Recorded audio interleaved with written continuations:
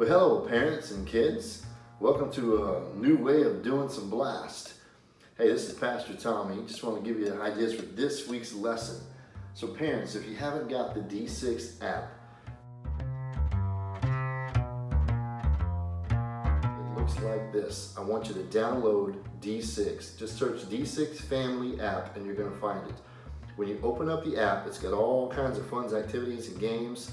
The one you're looking for home teaching is called Home Connection. So it's right there in the middle. Open up Home Connection, and the top one will be this week's lesson.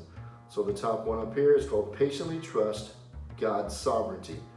I can open up the lesson, and here is this week's lesson with parent notes. It's got lots of games ideas, some activities to do, and just pretty simple. If you just read it a few minutes in advance, you're ready to teach your kids. So here's some ideas for this week. For example, our main point is that God will make all things right. It says God will make someday, He will make all things right. So we've been studying about Jeremiah. So Jeremiah is a prophet, and in his book this week in chapter 12, he's complaining to God because the enemies of the people of Israel, God's not punishing them. And Jeremiah says, come on, God. Matter of fact, in chapter 12, the first 4 verses, he's complaining. He says, God, why don't you punish these people? You see their wicked ways, punish our enemies. Well, the rest of the chapter, verses 5 through 12 through 17, is God's answer back to Jeremiah. And he's basically saying, be patient, you spend time with me, you do your thing, I will do my thing. God says, I will punish them, but in my own timing, not yours. The very last verse, chapter 17, says, but if any nation does not listen, I will completely uproot and destroy it, declares the Lord.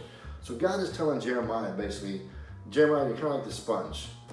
And when you're just dry and kind of dried out, there's nothing in you, nothing's coming out of you.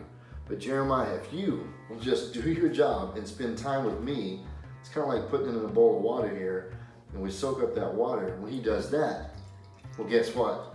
Jeremiah is now ready to pour out God's message to other people. So Jeremiah, all you gotta do is be faithful, do your part. When I'm ready to use you, I'm gonna use you to pour out my message into my people and even to other nations. So the same is true for you and I. What we really have to do is spend time with God.